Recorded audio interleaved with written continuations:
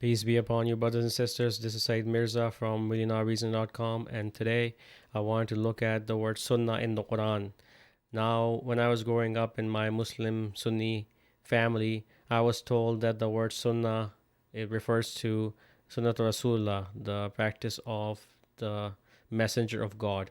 What that basically entailed was the Salat they do, how to do it, the Hajj they do, how to do it, etc., etc. The mannerisms that we're supposed to copy of Prophet Muhammad. This is all encompasses the Sunnat Rasulullah. And I went along with it because I didn't know any better.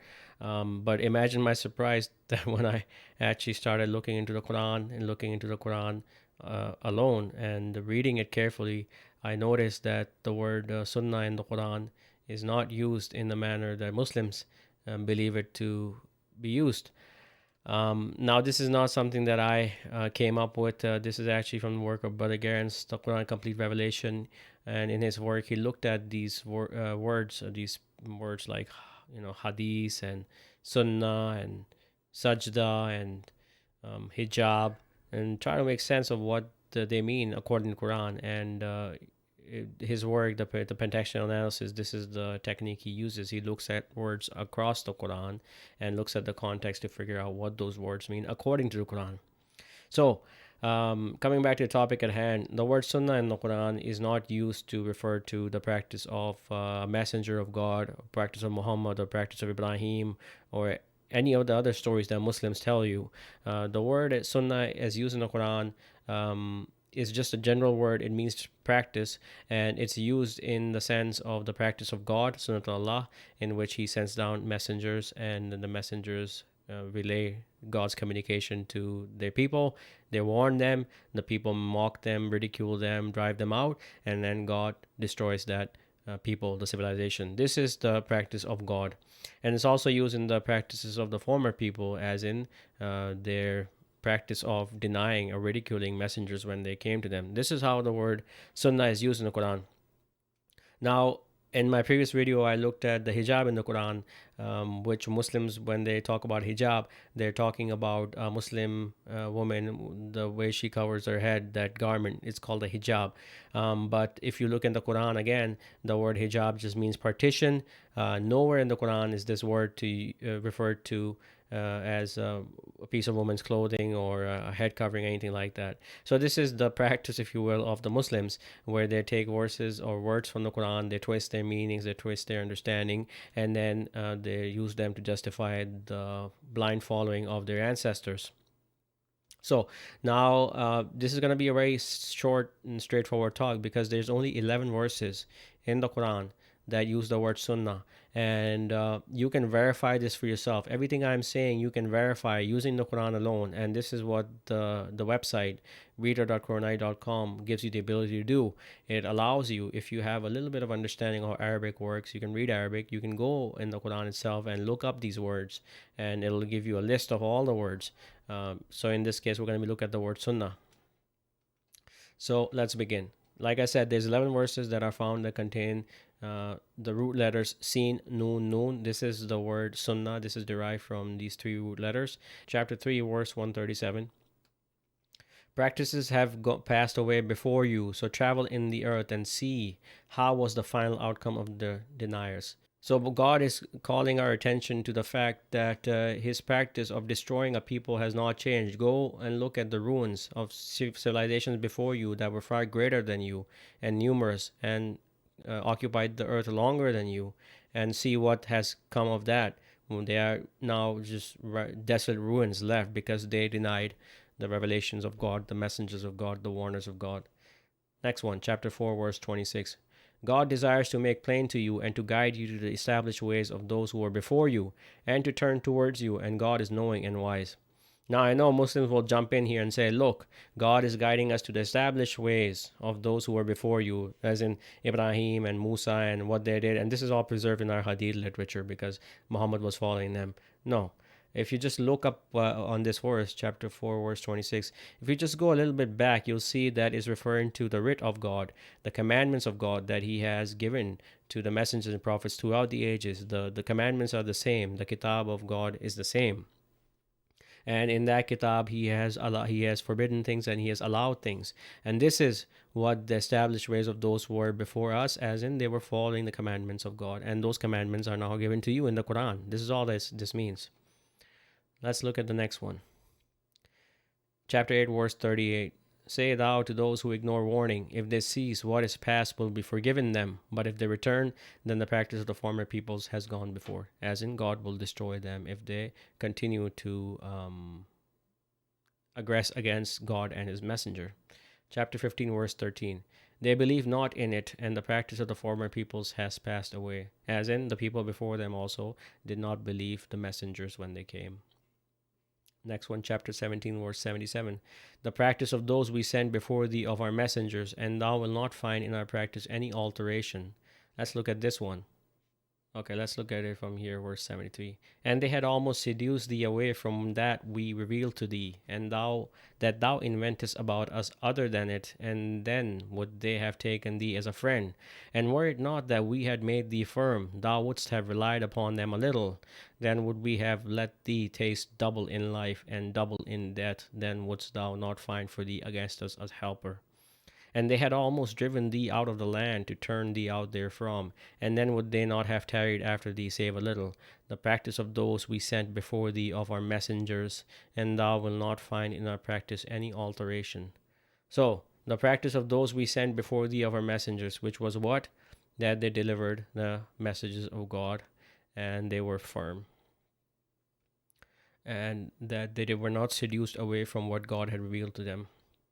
And what is the practice of God? Our practice, his practice was that when these messengers of God, they stood up and were firm, and they delivered the messages of God to the people, and when the people rejected them and expelled them from the land, then God destroyed them. Let's go back here. Chapter 18, verse 55. And they prevented men from believing when the guidance came to them, and from asking forgiveness of their Lord, only that the practice of the former peoples should come to them, or the punishment should come to them face to face. This one is interesting. Okay, so there were two reasons that prevented men from believing when the guidance came to them, and asking forgiveness of their Lord. What were those two reasons?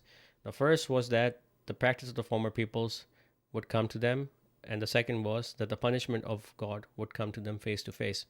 Now you might be wondering, what does that mean? Like, what are these two conditions here? The next verses tell you.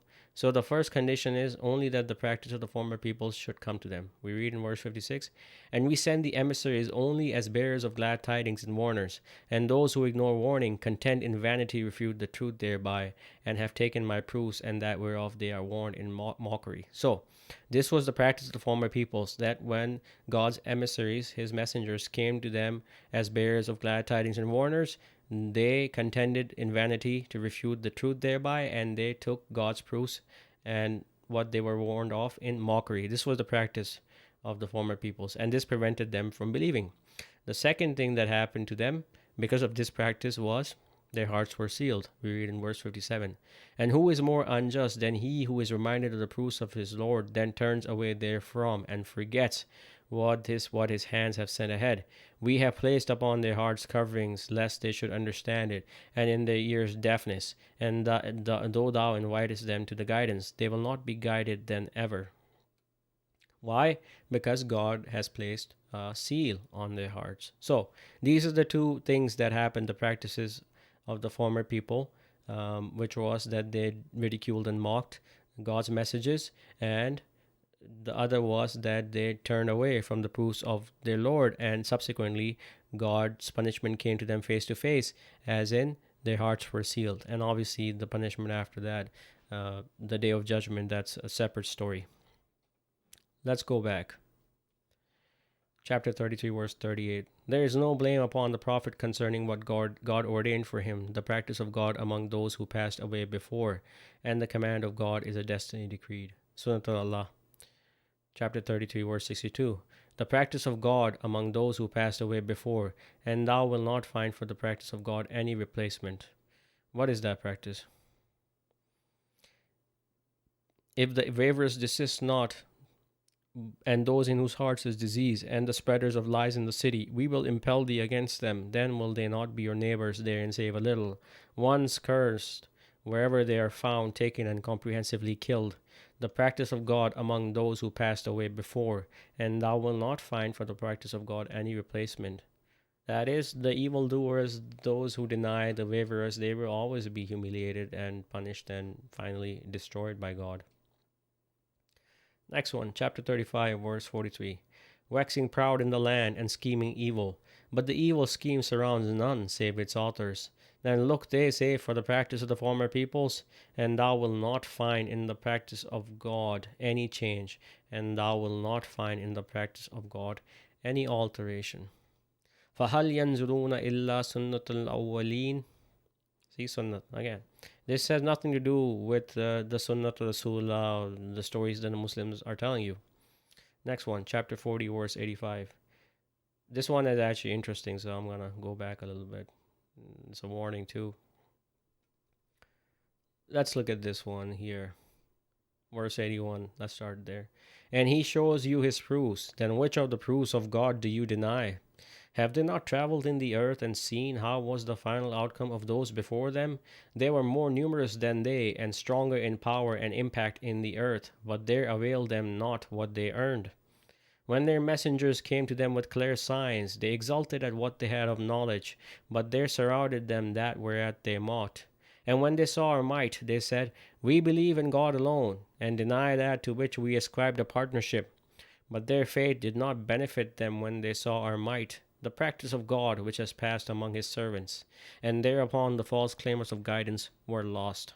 So, the people before us, they were stronger than us and impacted the earth more than we impacted it.